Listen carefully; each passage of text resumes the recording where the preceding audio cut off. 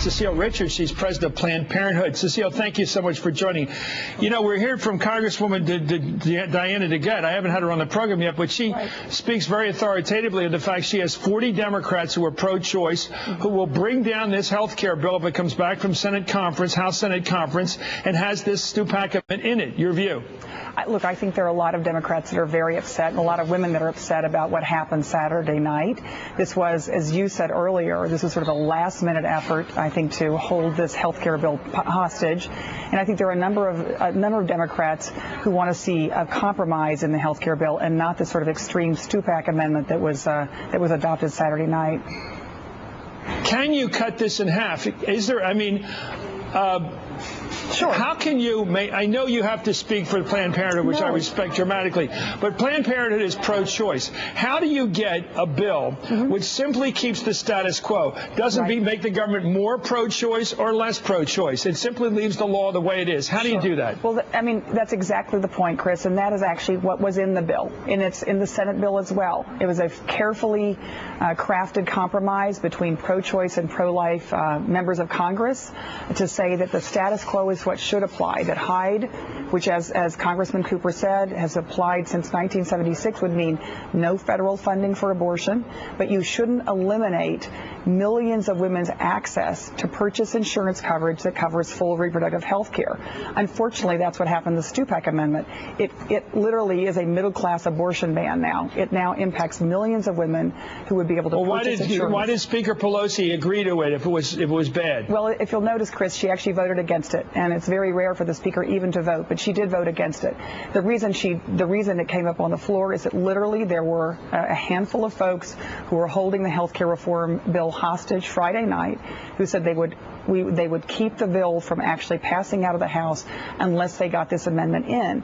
I don't think that's really how we want government to work. I don't think how do you want to deal with those people? You called them a handful, but it was 40 Democrats who voted for the, whatever. There was a number of them that were critical. How do you deal with that critical number on the other side if you want a health care bill? How do you, as a pro-choicer? It's a great question, Chris. And if you look at it, the compromise that had been crafted had brought a lot of those folks over. And that really is, I think, the question. There are a number of people who were looking for something other than the extreme measure that the Stupak Amendment represents. They're ready to vote for health care reform. They're ready for a fair compromise. That was represented by the CAPS Amendment. Frankly, it's what's represented now in the two bills that are in the Senate.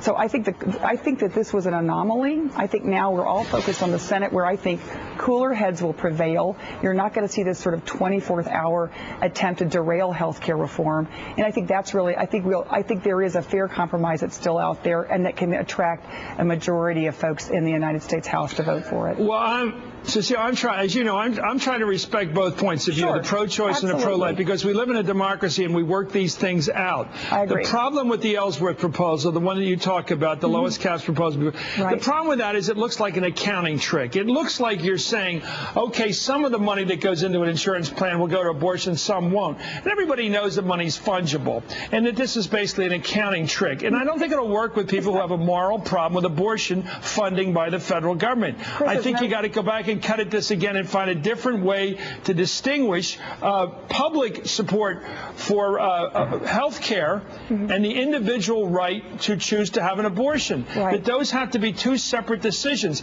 If the federal government subsidizes abortion, a lot of people believe that it's encouraging it. And listen, you don't agree?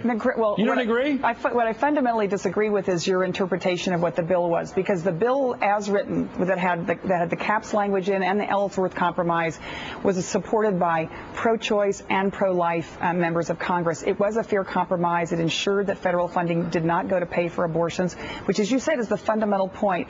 I think the real question is what the Stupak Amendment did is fundamentally rewrote the rules for women in America. It took millions of women, middle-class women, and took away their right to even purchase health care coverage that included abortion care.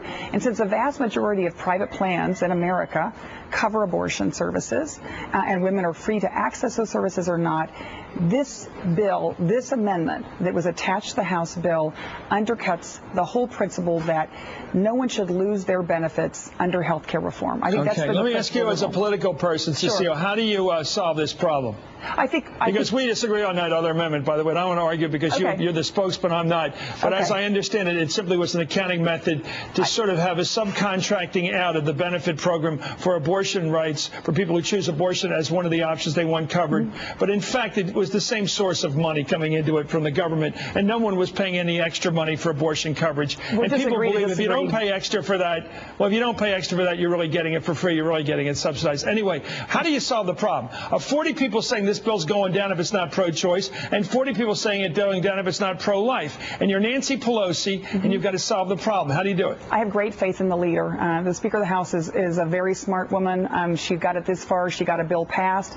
I think what we're going to see in the Senate, as I said, this amendment, what I think was a very extreme measure that took away coverage for millions of women, this same amendment was offered in the Senate, and it was rejected by both committees. There is a fair compromise in the Senate bill. I believe that's what will pass. And as Congressman Cooper said, these two bills are going to have to come together, and we're going to have to have a compromise that's acceptable by both bodies, which I am totally confident that we will.